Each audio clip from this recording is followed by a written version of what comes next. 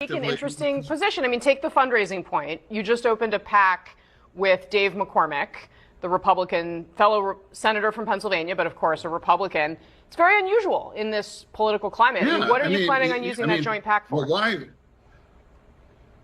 is it bizarre when there are plenty of donors that have enough shared interest? There's a lot of things that Dave McCormick and I are going to work together, and then so it's not. I'm not sure why that's really an issue. I mean, it's. Welcome to Ivic's Breakdown. The controversy surrounding Todd Blanche's confirmation reveals something bigger than typical partisan friction. It points to a trust problem within the institution itself. When a president's own party balks at backing his nominee, that signals doubts about both the vetting process and whether the pick can genuinely win broad Senate confidence. For Democrats, there's a recurring blind spot. Primary voters often reward candidates who generate the most energy and buzz, but actually winning a general election in a swing state demands a much wider coalition than the party's core supporters. Pennsylvania and Michigan illustrate just how narrow those winning margins really are. To succeed, candidates need to reach independents and working-class voters who aren't firmly loyal to either side. This doesn't require Democrats to abandon progressive stances. Rather, candidates need to demonstrate concretely how those policies benefit people's daily lives, rather than getting bogged down defending abstract principles. Most voters care primarily about the cost of housing, healthcare, wages, and general affordability. And these practical concerns typically matter more to them than partisan branding. There's also a mistaken belief that today's any video, polarizing Kasie primary Hunt takes winner on is John destined to Fetterman on lose in the CNN's general The election. Arena, In practice, pressing him over unconventional Todd candidates Blanche, can the energize divisions people within who the might Democratic otherwise Party, skip voting and entirely, is shifting and that political enthusiasm stances. can shift the So entire stick dynamic around of as a we race. break down The key how question Kasie isn't Hunt really puts about how John much Fetterman excitement on a the spot candidate on generates. CNN. It's whether they can channel that energy into a coalition broad enough to actually win. So Democrats aren't simply choosing between progressive and moderate candidates. They need contenders who can energize their base while still persuading enough outside voters that they're capable of governing effectively. The math really aren't there now, and I truly don't know how long he can serve, acting, right now. But I think effectively he is, and he is acting. So is it really much difference? But I really don't see him being confirmed, at least certainly through the end of the year. Honestly, I mean, Trump has zero leverage, whether if it's Cornyn or Cassidy or Tillis or these senators that are leaving. Let's turn to Democratic politics. I know that one of the candidates in the Michigan Senate race, Abdul El-Sayed, referred to you, or potentially to what he would like to do with your political future. He said, well, if we put one ogre on a pike, then perhaps we'll be in a bigger position of power. I know that you have responded to him, but what do you think it says about where the Democratic Party is that El-Sayed has done as well as he has done in a purple state Democratic primary, and that he's using the kind of language that he's using? Yeah, that El-Sayed, I mean, he's the Pontiac Platner, without a doubt. Oh my gosh, he's the best news for the Republicans in Michigan, coming. Rogers is tough. He barely just lost, and Slotkin is a very strong candidate, and Rogers just barely lost by, I think, 19,000 votes. So El-Sayed, he's a socialist.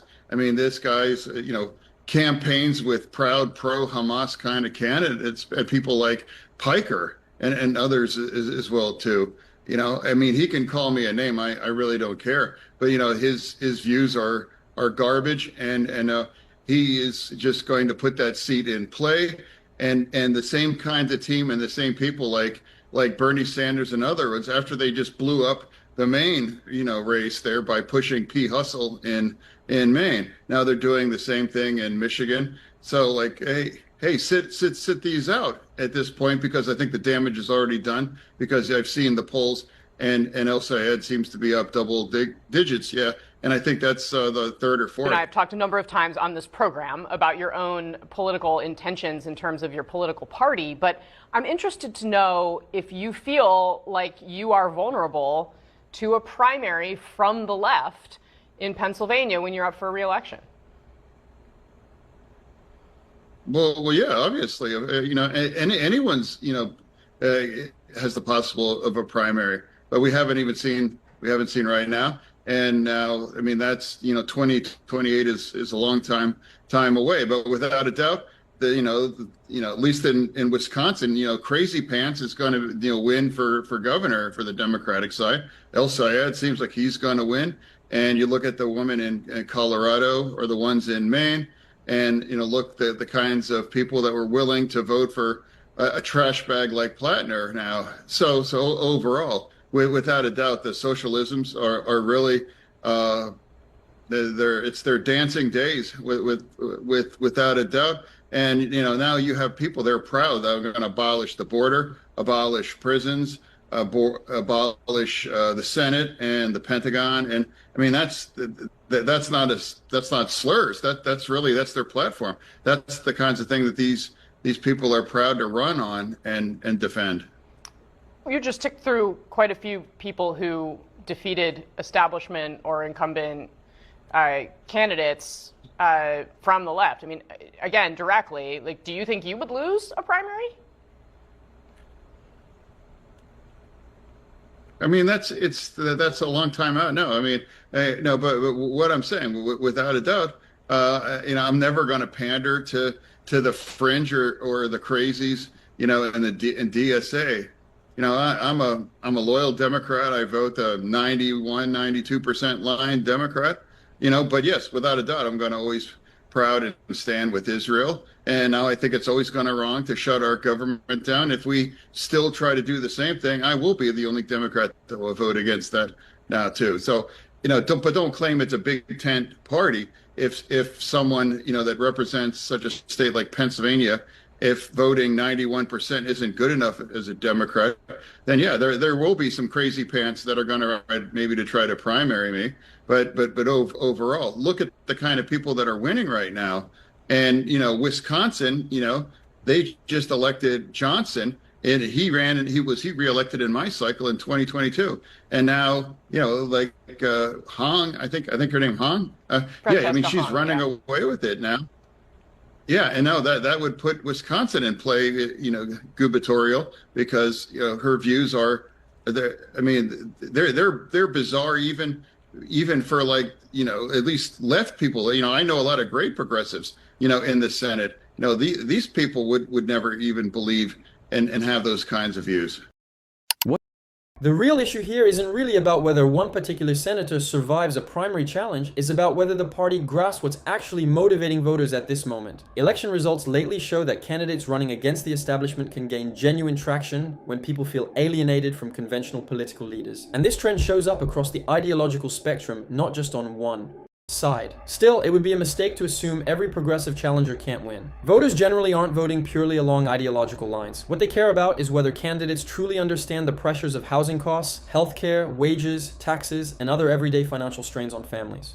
This is particularly relevant in Pennsylvania, given its diverse mix of city, suburban, and rural populations. Winning a statewide race means assembling support that goes far beyond the Democratic Party's base. A candidate might be beloved by activist circles, yet still lose if they can't win over independents and working-class voters beyond the major urban centers. Meanwhile, senators shouldn't assume that party loyalty alone guarantees their safety. Voters today are much quicker to hold their representatives accountable when they feel their concerns aren't being heard. We've watched primary challenges emerge on both sides of the political spectrum, pushing incumbents to reconsider their positions, especially as younger, more engaged voters become more involved in the process. The wiser path forward for Democrats isn't to dismiss the progressive wing entirely, nor is it to simply hand over control to it. Instead, the party should actively work to win over those voters while still holding the larger coalition together. That involves offering genuine policy solutions, being transparent about funding mechanisms, and proving those policies can function in the real world. Ultimately, elections aren't won by debating which faction represents true values. They're won by persuading enough people that you're genuinely working toward a better future for them. Are you definitely going to run for re-election?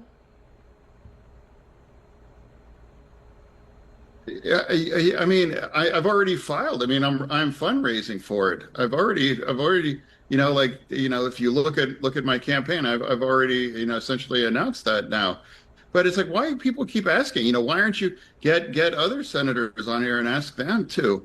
It's like, I'm well, you're just in a very I'm unique and actively... interesting position. I mean, take the fundraising point. You just opened a PAC with Dave McCormick, the Republican fellow senator from Pennsylvania, but of course a Republican. It's very unusual in this political climate. Yeah, I mean, what are you planning on using that joint PAC for? Well, why? Well, I mean, why is it bizarre when there are plenty of donors that have enough shared interest? There's a lot of things that Dave McCormick and I are going to work together, and then so it's not. I'm not sure why that's really an issue. I mean, it's an individual behind a lot of the agriculture industry. I mean, I'm on ag, and now, of course, Dave McCormick's going to support our agriculture thing. So it's not some sinister thing. I'm not changing my party. If I was going to change this party, I would have done that by now. I mean, they've been offered plenty of things. I could have a lot of things. I haven't asked you. I've already asked you. You've already answered. So. No. But let me say this too. Like, if I announce, yeah, hey, guess what? I'm switching. But, my votes are going to be exactly the same right now. It's going to always be wrong to shut our government down. I'm always going to stand with Israel. I'm always going to identify the individual that's going to win in Wisconsin. It's just pure crazy pants, But also I can only say good things about. We have a lot of great Democrats running, whether Ossoff, whether it's Cooper, whether Brown in Ohio, or whether Tallarico. I mean, look at the mess that the Republicans are putting running in Texas. And now they put Texas really in play now too. I won't be on your show or any other show criticizing, these Democrats, but I'm going to call out the crazy pants who are,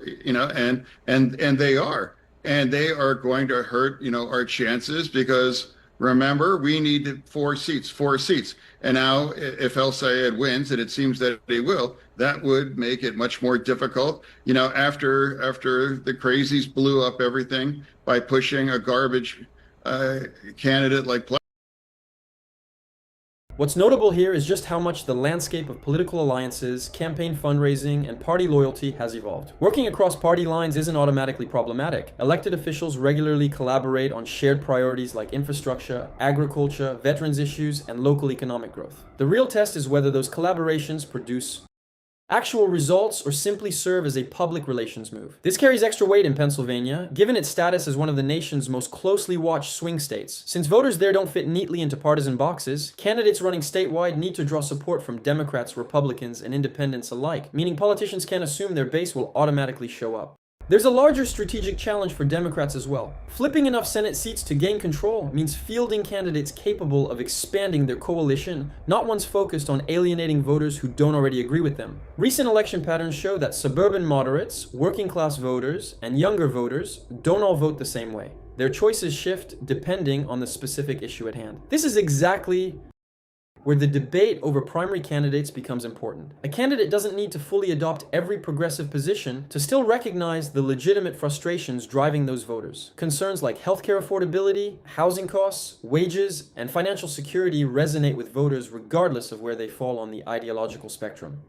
That said, dismissing challengers or their supporters as simply irrational carries real risk. It can make genuine grievances look like disdain for the voters who back those candidates. Democrats need a more compelling message than just warning people about what to reject. Ultimately, the winning strategy is straightforward. Build a wide-reaching coalition, prioritize tangible results, and give voters a positive reason to support you rather than depending solely on fear of the opposing side. Please like, share, and subscribe to Ivic's Breakdown for more political breakdown.